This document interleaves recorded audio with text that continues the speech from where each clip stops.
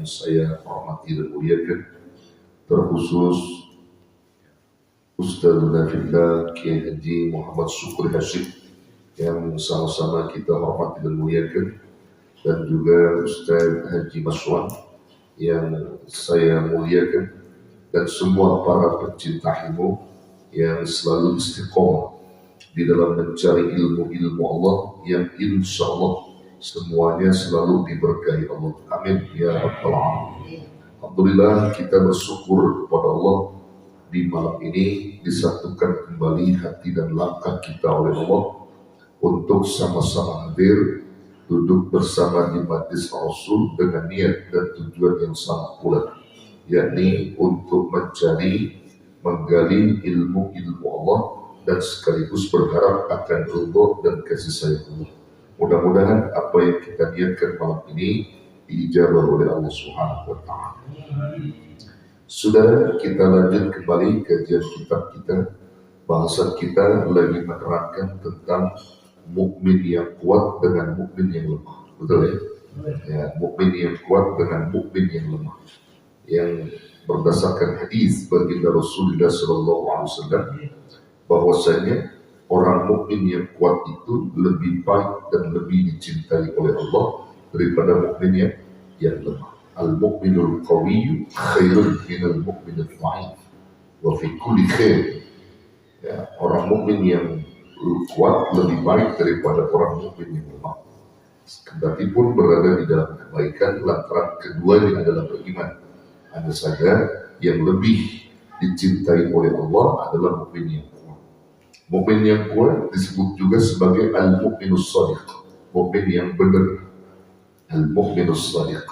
Kalau ada mukminus shadiq, ada juga al-mu'minul kadzib. Jadi ada dua lawan, ya. Ada shadiq, ada kadzib. Kalau shadiq itu adalah mukmin yang benar, mukmin yang jujur, ya. Ada lagi mukmin kadzib. Ya, al-mu'minul kadzib adalah mukmin yang berdusta atas keimanan. Siapa mereka? Mereka adalah orang-orang yang mengaku-ngaku beriman, namun sesungguhnya mereka bukan orang beriman. Ya, mereka mengaku beriman, namun sesungguhnya mereka bukan orang beriman. Wa minan nasi may yaqulu amanna billahi wa bil yaumil akhir wa ma hum bimu'minin.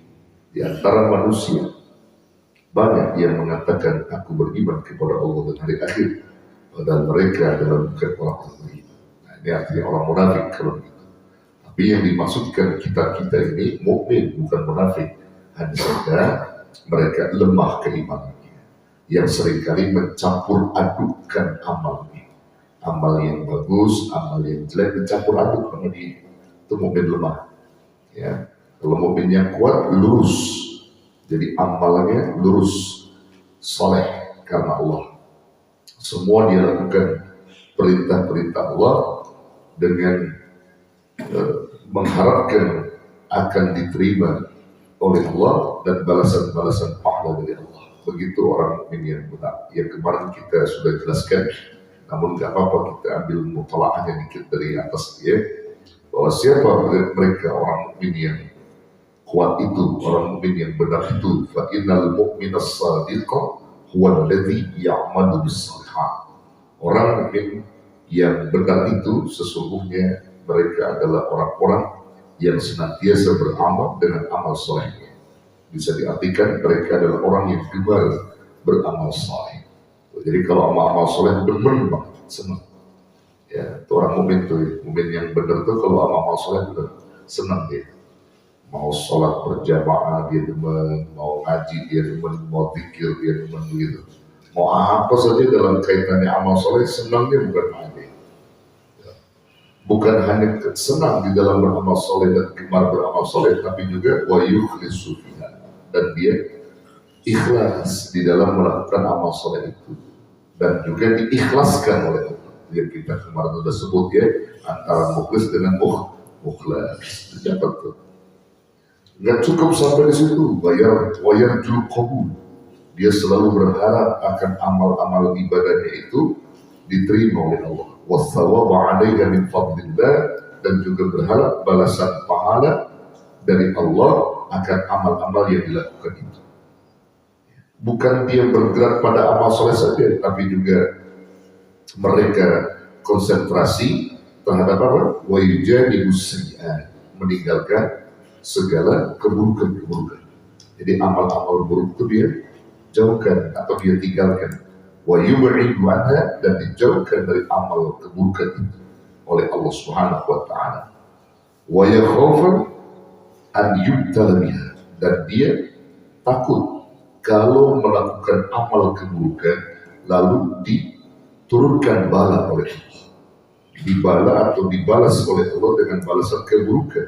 Itu yang ditakutkan oleh orang-orang yang beriman dengan iman yang benar atau iman yang kuat. Dia takut dibalas. Maka moto hidup orang beriman yang benar itu apa? In ahsantum ahsantum wa in asatum falaha. Jika kalian berbuat baik, maka kebaikan itu akan terpulang pada diri, dan jika kalian berbuat buruk, maka keburukan itu pun akan pulang pada diri. Maka orang beriman yang benar itu tidaklah dia melakukan amal-amal keburukan, melainkan amal kebaikan, karena ia menginginkan kebaikan itu akan pulang kepada diri, bukan amal-amal keburukan yang mereka konsentrasikan begitu.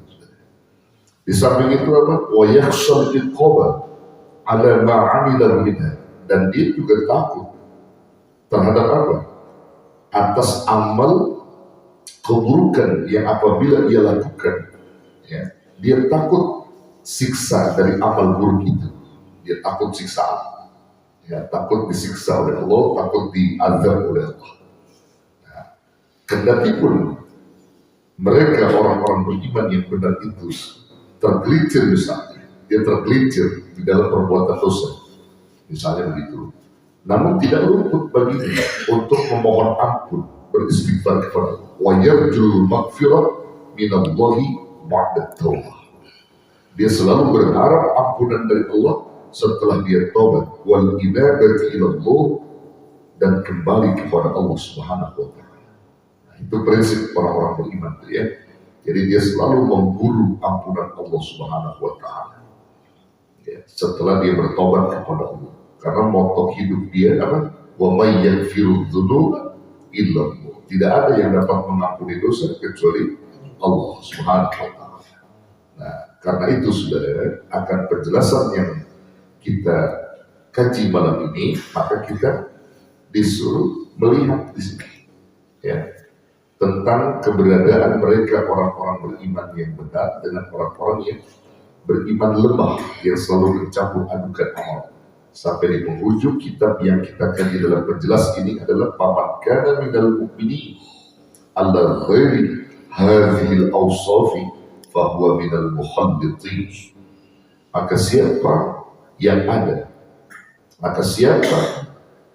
ada dari golongan orang-orang beriman ala ghairi hadhil awsaf, atas selain sifat-sifat ini, maksudnya nggak ada ngaku beriman tapi nggak punya sifat yang kita sebutkan itu, ya, bahwa minal mukhallitin, maka dia itu adalah orang-orang yang mencampur adukan daripada Allah. Bisa berarti mereka adalah mukmin yang lemah.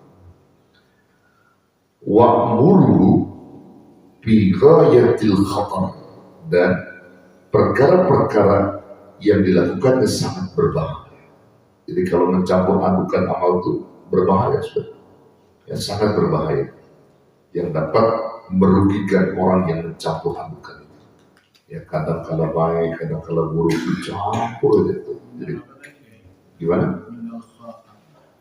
Ghayatil khatar, fi ghayatil khatar, ya. Wa'muruhu fi ghayatil khatar. Artinya perkara-perkara dia itu yang dilakukannya itu berbahaya.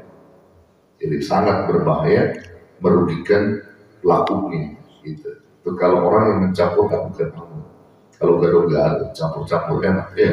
Kalau amal kita sudah amal dicampur-campur, ya, ada baik, ada buruknya, kadang baik, kadang buruk.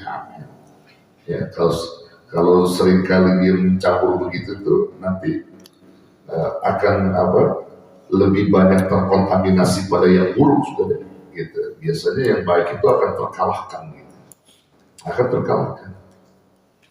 Kalau yang baik itu dicampur dengan yang buruk, walaupun yang baik itu lebih banyak misalnya, itu bisa terkalahkan, sudah. dengan keburukan yang sedikit gitu. Jadi kalau bahasa pepatah apa tuh? Ya. Nila setitik. Gimana? Nila setitik rusak susu sebelah. Wah, nila setitik rusak susu sebelah. Masya Allah, nila setitik. Nila setitik. Nila nyali baik. Jadi nila setitik merusak susu sebelah. Masya Allah. Ya itu tadi. Jadi amal baiknya kita banyak, tapi amal buruk sedikit dicampur kalah. Itu bisa kalah. Maka jangan mencampur adukan. Begitu juga dalam proses apapun. Jadi setiap yang buruk-buruk jangan pakai dicampur-campur sama yang baik. Nabi pernah memelih pedagang di zamannya pada saat itu. Ada seseorang lagi dagang buah-buahan gandum gitu. Ya. Gandum busuk ditaruh di bawah, gandum bagus taruh di atas. Dia campur di situ Pak. Nanti orangnya melihatnya yang bagusnya di atas, yang buruknya terbawah. Kata Nabi, yang buruk buah. Yang buruk buah. Jadi yang busuk-busuk jangan dipakai dijual. Merugikan pembeli, boleh ambil yang bagusnya. Antum kalau mau cari untung seperti itu maka akan jauh dari barokah. Jadi Nabi melarang orang yang mencampur adukan perdagangan, ya, yang makanan begitu, yang buruk-buruk tuh, yang jelek-jelek udah nggak layak dijual, jangan dijual, yang bagus-bagus aja kalau ngejual. Jadi memberikan manfaat bagi orang yang membelinya. Itu dalam ajaran Islam, dalam perdagangan Islam begitu. Jadi kalau antum dagang mencampur-campur yang jelek sama yang bagus aja dilarang, apalagi amal. Jadi amal juga jadi campur-campur. Dagang aja kita gak boleh campur-campur tuh. Ya. Kalau jeruk sekiranya manis, katakan manis. Jeruk asam, katakan asam. Jangan pakai manis, jeruknya manis. Jangan pakai bohong. Ya, apalagi sampai mengatakan kedustaan dalam perdagangan itu. Ya, sekilo berapa jeruk ini Pak? Jeruk sekilo ini 12.000. 10.000 aja yang Pak, oh jangan. Udah 11.000 orang-orang tuh tadi itu dia nawar 10,5 saya nggak kasih, belum nggak ada yang tahu. Nah, itu namanya kebohongan, itu nggak boleh. Jadi mencampur adukan barang dalam perdagangan itu dilarang, apalagi amal. Ya, campur aduk amal gitu. Jangan dicampur adukan dengan amal-amal yang jelek, itu akan merusak nanti yang baiknya. Nah, kalau sudah seperti itu, paham hadhil jumlah, maka pahami oleh kalian akan kesimpulan yang disebutkan ini. Ya. Pahami. Wa talib nafsaka biha tanju wa tafuzzu insyaallah ta'ala. Wa talib nafsak, dan tuntutlah dirimu biha terhadap hal yang demikian tadi. Tanju, niscaya kamu akan beruntung, ya, akan beruntung, akan selamat begitu. Wa tafuzzu, dan kamu akan beruntung insyaallah ta'ala. Semoga Allah menghendaki. Jadi kita suruh tuntut Pak diri kita itu untuk mengambil apa yang sudah disebutkan tadi itu, mengambil perbuatan-perbuatan baik, kumpulin perbuatan baik kita kumpulin sudah terus. Kalau numpuk amal baik boleh, harus itu. Kalau numpuk harta jangan.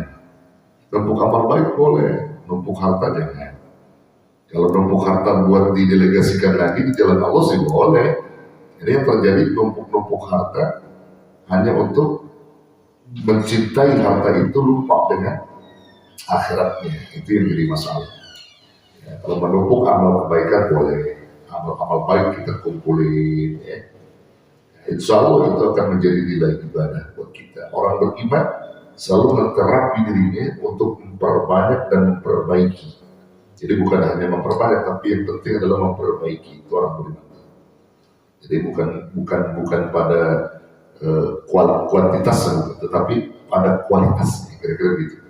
Orang beriman tuh banyak dia beramal ya, tapi kualitasnya dia lihat, mutu daripada amal itu.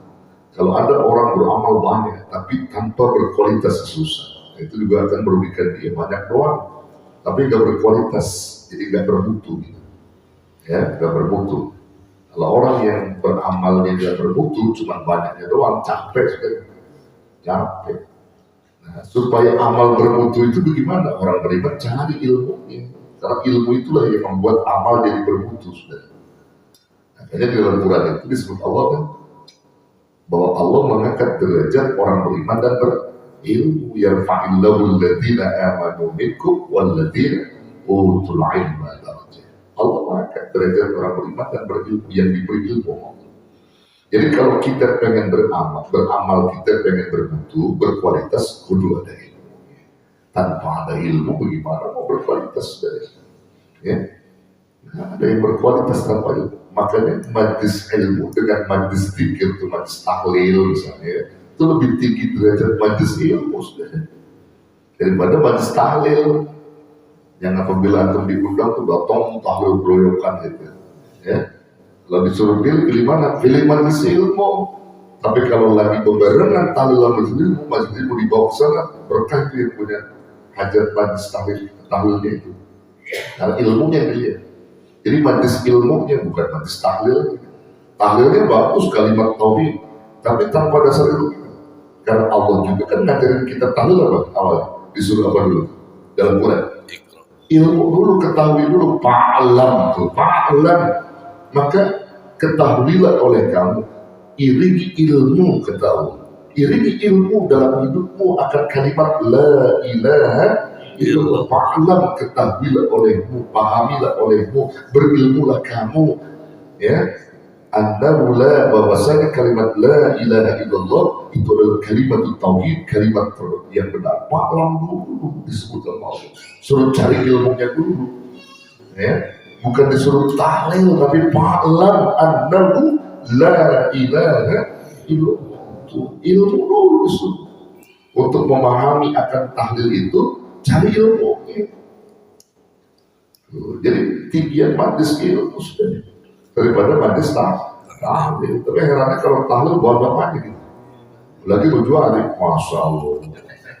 Ya udah berberkat sih. Ya kan itu keliru sudah. Kalau jual udah erot, wah banyak. Kita mah diundang kiai. Diundang. Ente kalau diundang tahlil sama orang yang mati misalnya, sama orang sahibul musibah, ya diundang. Tahlil diundang mereka. Antum datang. Majlis ilmu yang undang Allah dan Rasulnya. Ini majlis ilmu yang undang siapa? Allah dan Rasulnya. Bagaimana kira-kira kalau Allah yang undang? Sahibna wa ta'ala begitu. Kalau majlis tahlil itu diundang sahibul musibah. Kalau majlis ilmu yang undang siapa? Allah dan Rasulnya. Maka lebih banyaknya majlis ilmu mestinya, bukan majlis tahlil. Mestinya. Tapi dari mana-mana ya begitu. Kalau majlis tahlil, berjual udah orang. Yang kagak pernah ngaji gitu, di tahlil mana datang, Pak. Betul. Diundang habis sisa, beduk makan udah nongkrong. Beduk makan udah nongkrong dia. Ya udah nongkrong dia habis sholat makan dia nongkrong, diundang juga. Tuh. Jadi ini dulu nih, majlis ilmu dulu kembangin. Artinya dalamin majlis ilmu, itu tahlil jadi bermakna. Boleh berarti kan? Apa dia? Boleh tahlil tapi ilmunya. Oh iya, tahlil bukan boleh, itu amalan kita. Tapi ilmu dulu, ilmu bertahlil. Fa'lam annahu la ilaha illallah. Fa'lam dulu, berilmu dulu kata.